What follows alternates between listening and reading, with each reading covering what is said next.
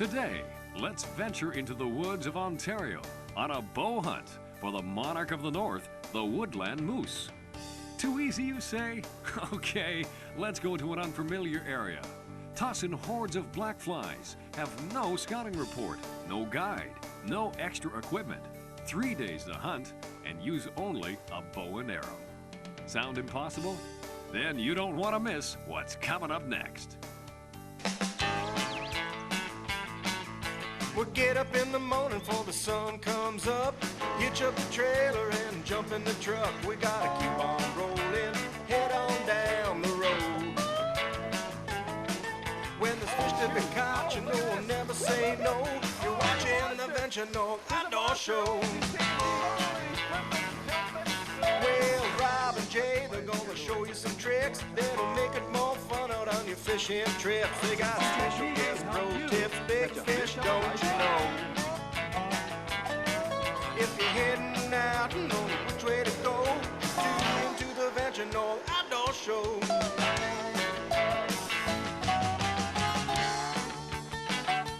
Rob Remus presents the Venture North Outdoor Show. Brought to you by Matthews Solo Camp. Catch us if you can. North Country Cycle and Sports. We sell fun for all seasons. And Sign Design. We let our signs do the talking. Just tune into the Venture North Outdoor Show. Does that get any better? Standing 6 feet at the shoulder and weighing in at over 1,000 pounds, no other animal gathers fascination the likes of the moose. This rugged animal can be found in the hot muskeg swamps in summer, old logging and burnt-out areas in the fall, to frigid snow-covered mixed forest in winter. The fall archery hunt is based around the first rut or breeding period, which runs from mid-September into mid-October. Today's destination is known as the Center for Moose in Ontario and the home of Ignace Outposts, operated by Brad Greaves. Well, you know, it's funny how every year around the same time of year, the leaves start to change color and things start to happen in the bush. And what thrills me in the bush is the moose start to move. This is our 14th year in Ignace, 14th fall, and I'm just as thrilled this year as I am every other year. It gets to be something that kind of gets into my blood just like it must in the moose's blood. Packages include like a flight in and out, boats, motors, gas, a very good hunting area, which of course is key. We'll work with them and show them how to call, tell them some of the techniques, some of the secrets we've learned over the years.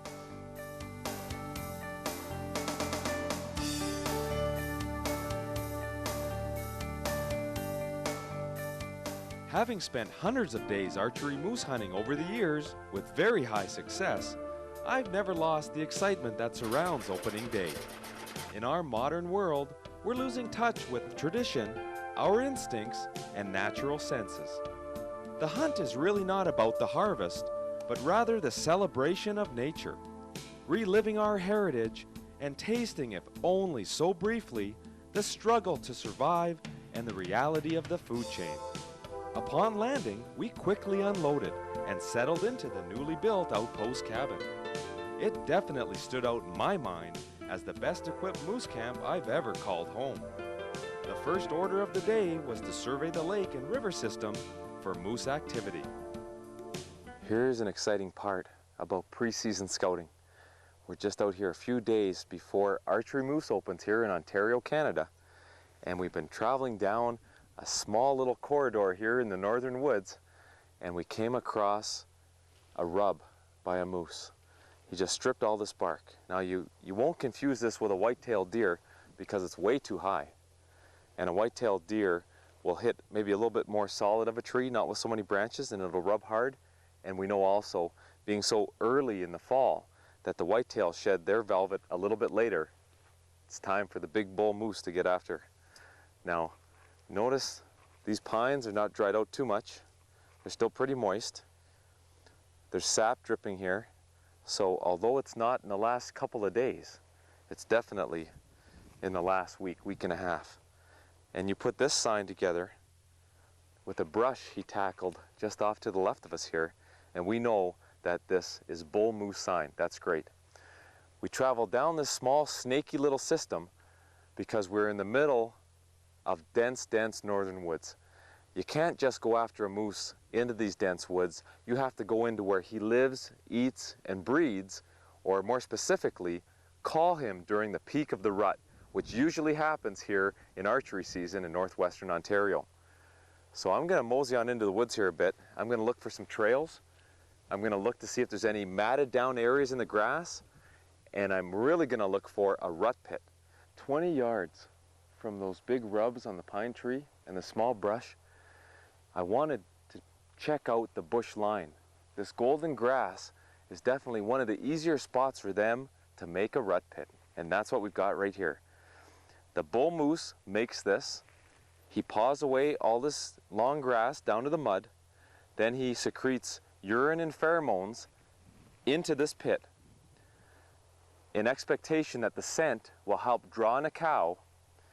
Now, one Canadian guide secret that we're going to share with you on today's show is telling the freshness of this rut pit.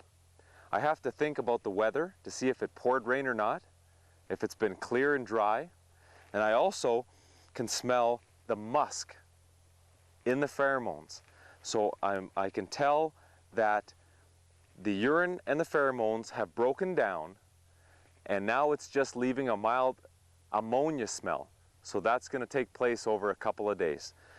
So start putting these clues together, and you're going to put yourself in the right spot at the right time. My instincts were telling me to keep searching for what I've found to be prime moose habitat. The main features are waterways that combine summer aquatic growth with marsh grass and a fair-sized natural clearing bordering thick growth forest. This offers a cool shaded bedding area and protection from bad weather and escape from predators.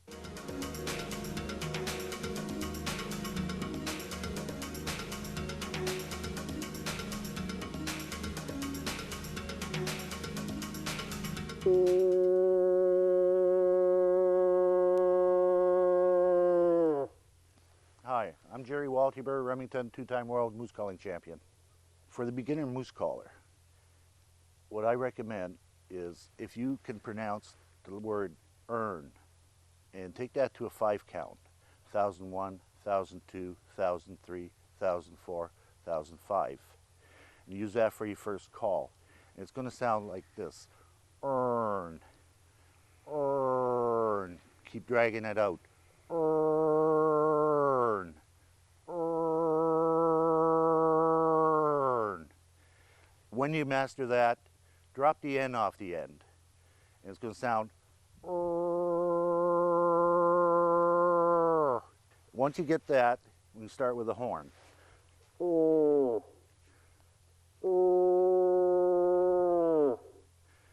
If your bull gets hung up on you, there's a couple of calls you can do. Make your long call, sit, wait. If that doesn't work, you make a short call.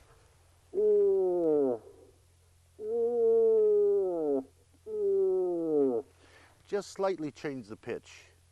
If that doesn't work, you can use a bull grunt on him. I don't recommend using bull grunts if he's hung up. Sometimes it works, sometimes it doesn't. It's going to sound like this.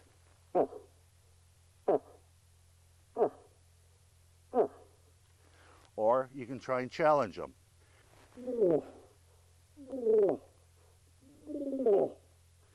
And what you're doing, you're gurgling, plus you're doing a grunt.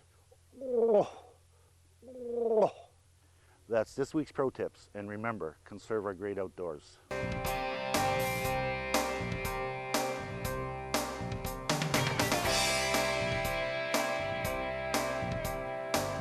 My experience led us to a marsh that held great potential, with numerous game trails running through the grassy edges of the pond.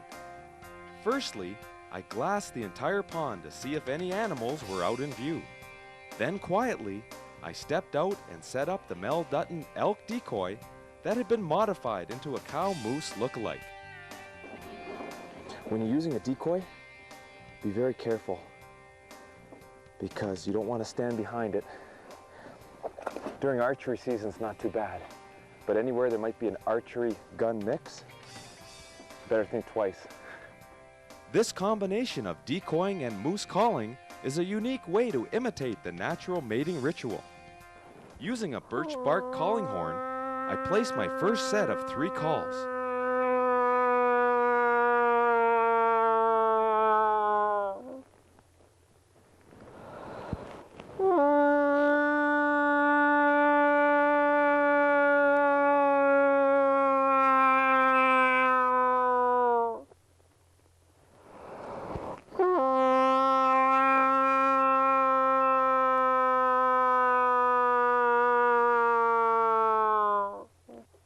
Then back this up with raking an old moose scapula bone against the brush.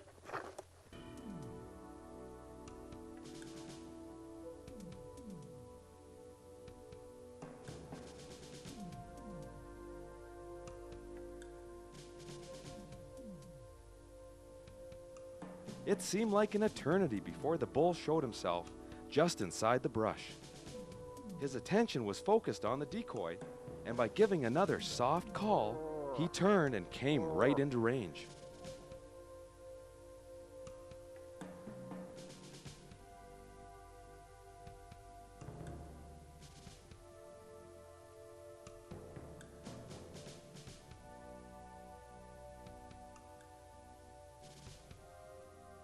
Both the cameraman Jamie and my legs were cramping from kneeling in a foot of cold water, waiting for the bull to play out this game. As he started to retreat back to the dense woods, I stood and released my arrow from 45 yards. The direct and sure hit from my Matthews solo cam bow put the bull down cleanly in 7 steps. Called that bull moose in from 700 yards away. 700 yards! Gonna get, oh, there's, over the boots. But you know what? Woohoo! Doesn't matter. Look at that. Perfectly clean, beautiful arrow. She's probably perfectly straight. Those are expandable blades. Look at that. That arrow's going right back in the quiver. What a hunt. Fantastic. That's what coming up here to Ontario, Canada is all about. We gotta see how big he is. I'll tell you, any moose with a bow and arrow is a trophy. But as you can see, this is not gonna be easy. You're just catching a glimpse of about half his body. Down and another unforgettable adventure banked, the work was just beginning. To save time and not to discourage any first-time moose hunters, we left out the hours spent getting this moose prepared for the flight home. Let's just say a lot of determination went into assuring the best possible care of our trophy. The staff at Ignace Outpost were a great help, and when it comes to service, are steps above the rest. We're reminding you, next time you get a chance to head to the outdoors, venture north.